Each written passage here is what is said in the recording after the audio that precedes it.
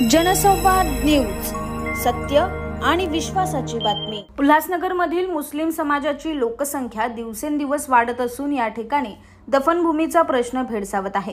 हा प्रश्न मार्गी लावण्यासाठी लवकरच खासदार आमदार यांची भेट घेऊन दफनभूमीसाठी जागा उपलब्ध करून द्यावी अशी मागणी करणार असल्याचं सलीम चौधरी यांनी सांगितले।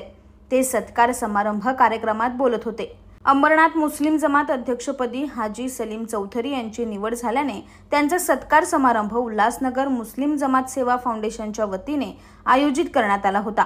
यावेळी मुस्लिम समाजातील विविध प्रश्नांवर चर्चा करण्यात आली। यात शिक्षण, आरोग्य, दफनभूमी असे अनेक समस्या दूर करण्यासाठी पाठपुरावा करणार असल्याचे चौधरी यांनी सांगितले।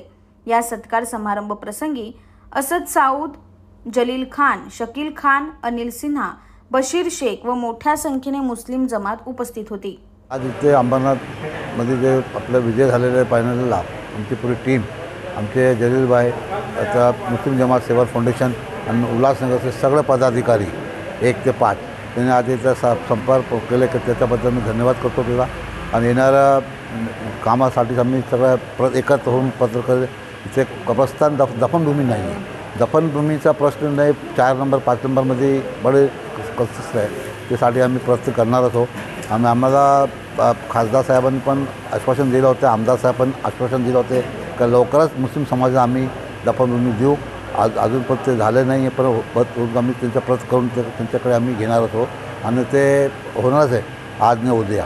आणि ते एकदा आम्ही इथं उल्हासनगरमध्ये 4 ते 5 दफनभूमीसाठी प्रयत्न करत आहे आणि नक्कीच आम्हाला विश्वास आहे की खासदार साहेब आणि आमदार साहेब केनिकर साहेब लगेच अंबरनाथला आम्हाला कब्रस्तान ते दफनभूमी दिले आहे 1 एकर 131 सर्वे नंबर जांभूळ फाटायला, त्याचे कमीत कमी 8 करोड रुपये दाम आहे।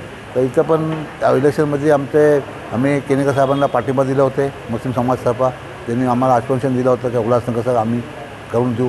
त्यामुळे आम्हाला पक्का खात्री आहे की केनिकर साहेब ते दफनभूमीसाठी करणारच काम।